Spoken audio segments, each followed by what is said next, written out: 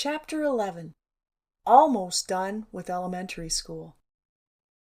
Academically, elementary school, for the most part, was pretty easy for me. What the hell, I might as well just tell it like it is. I was good at writing and English class, I was amazing in French, and I effortlessly achieved good grades in most of my subjects. I did suck at math, though. Definitely struggled in math. It started in grade 2 in Miss B's class with those ditto copies of math questions, those handouts with pictures of common coins to be added together. All the other kids seemed to understand immediately that that one was a nickel, and that one was a penny, and that one was a dime, etc., etc. But I was mystified.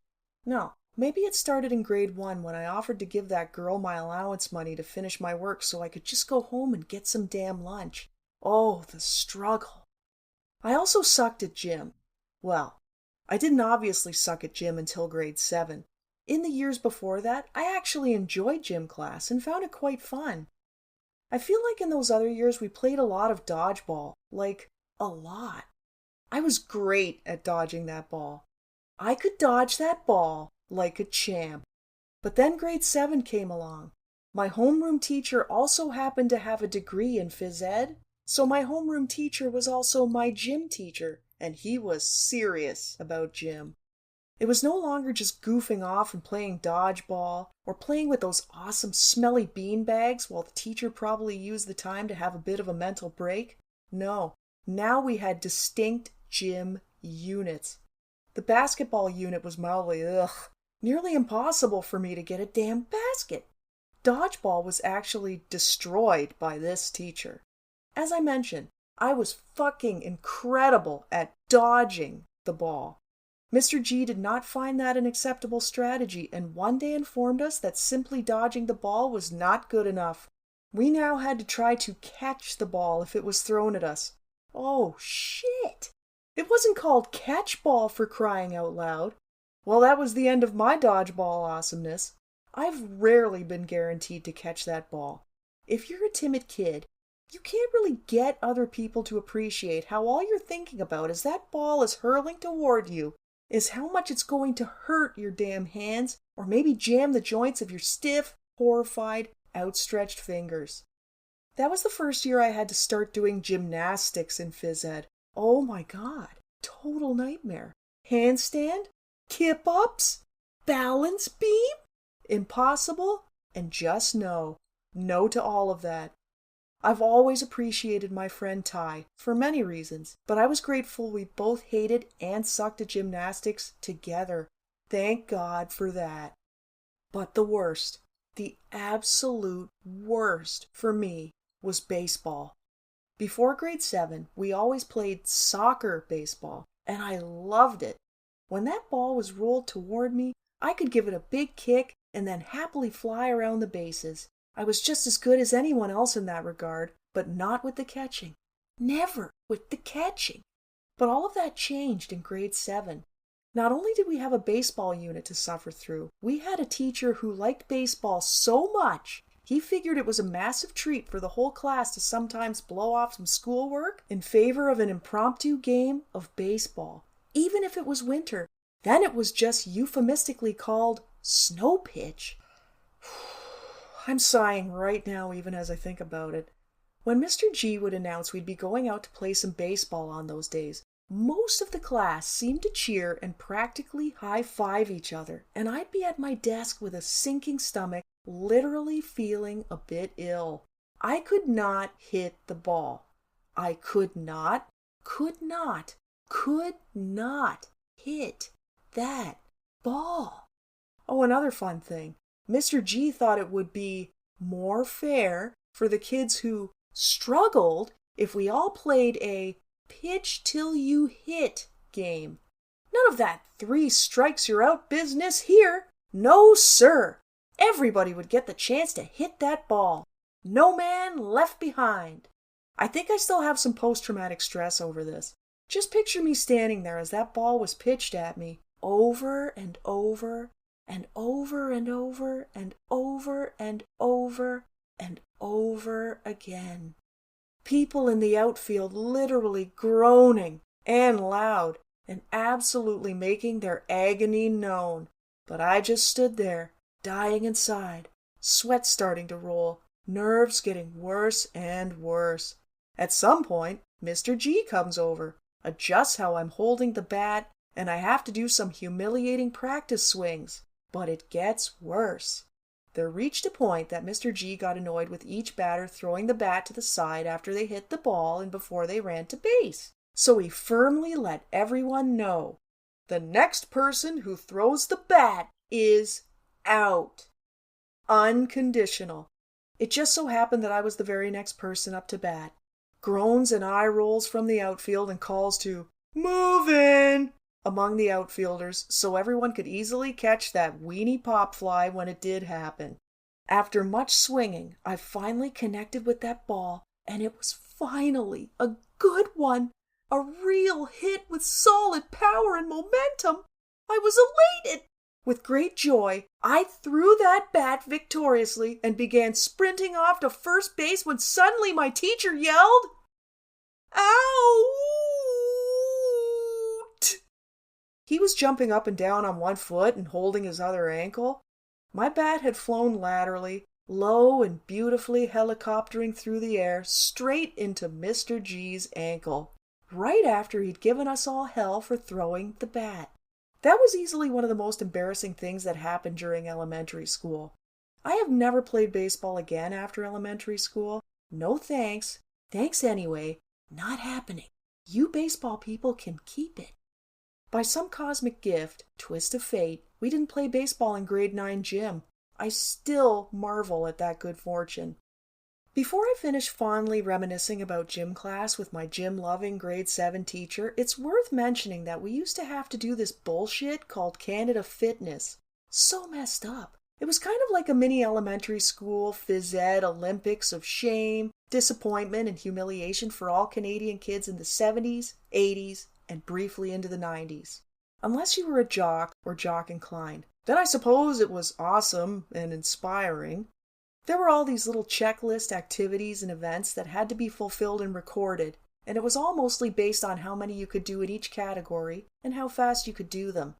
Depending on your age and gender, there were target numbers for bronze, silver, or gold status in crap like sit-ups, push-ups, which eventually replaced the chillingly named flexed arm hang, races of various lengths, standing long jump, and the absolute nightmare, the endurance run. There may have been some other junk, but I think I've blocked it out. I remember that when it was switched to push-ups, the number that had to be achieved for bronze on the girls' list was something crazy like 2 push-ups. The guys in my class were absolutely disgusted. Not sure if I even achieved those 2. The flexed arm hang was a timed event. You were supposed to hang off a chin-up bar at a basic chin-up position, i.e. arms flexed. Yeah, no, not happening for Karen. Of course, it got harder with each year as you aged. By the time I was in grade 7 and 8 and had Mr. G as the gym teacher both years, the endurance run was absolutely medieval level cruelty. Our school field was a decent size, and the minimum meter requirement meant I had to run, jog, lope, stumble, stagger around that field 12 times. 12 times. 12 freaking times. Listen, I have never loved long-distance running. Hats off to people who like it or at least can stand it. I hated it. Running for long periods of time always made my tongue hurt. Seriously, it made my tongue feel fat, beefy, and it hurt. And yeah, you couldn't just amble around the field. You had to keep it moving in order to qualify for that bronze, silver, or gold time requirement. I'll never forget the golden god in our class, jogging around that field like a machine. It was impressive. He was clearly born a jock, and he didn't even seem to get too tired. So as I was saying, 12 times. Mr. G and some other kids were timing us with stopwatches. I had been dreading this stupid endurance run for days, but my time had finally arrived, and there was no escape. The whistle was blown, and I was off. There's something psychological about being able to make it through a run like that when you're not particularly good at long-distance running. You have to put yourself into a place in your mind, man. You have to go somewhere deep that keeps you on the other side of despair and burning lungs. Maybe sing yourself some songs that were in beat to your own heaving breath for a while. Have conversations with yourself so you don't lose your damn mind. Whatever it took to get you around that field that many times. Inwardly you cried. You screamed. You didn't believe you could do it, but then a tiny light at the end of the tunnel. Only a few more horrible, horrible laps. And don't forget, it was always friggin' hot outside when they did these things. And then finally, that last lap. I survived that last lap and felt utter relief. Sweet, sweet relief.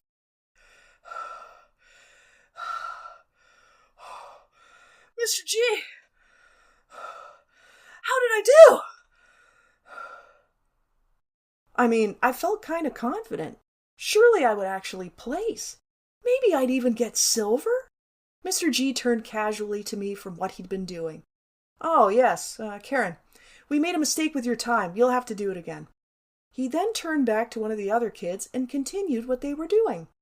I stood there in disbelief. You'll have to do it again. I had to run Satan's race again. I kid you not. I think I was the only kid in the class who had to.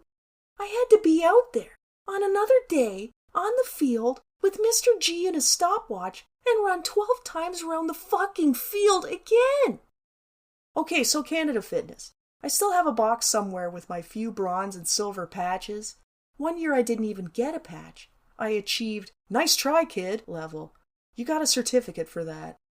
Honorable mention for suffering goes to track and field. I still don't understand how humans can leap and bend over a metal bar in any kind of successful way. High jump was, in a word, humiliating. I was kind of decent at shot put. Imagine that.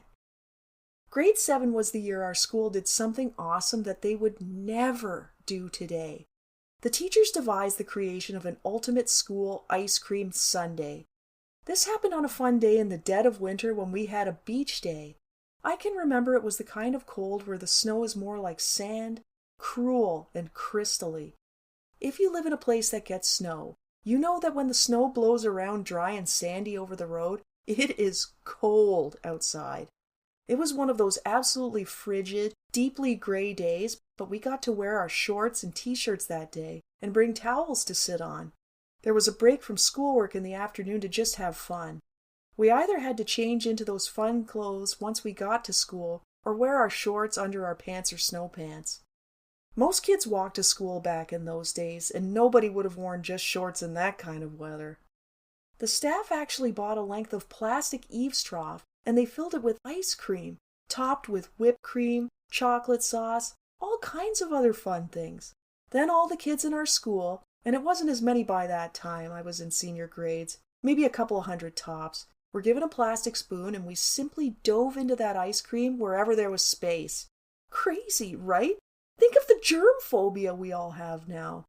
And there we were, moseying up and down that length of eaves trough to get some of that sundae. It was pretty cool, I have to say. So that's what I mostly remember from grade 7. A giant, germ-tacular, super amazing ice cream sundae for the whole school, an unsettling upgrade to phys ed, having to be in the extra help math group because I could not understand the concept of rounding off, Canada Fitness becoming a colossus of suffering, and baseball. So much terrifying baseball. I don't know how I survived all that baseball.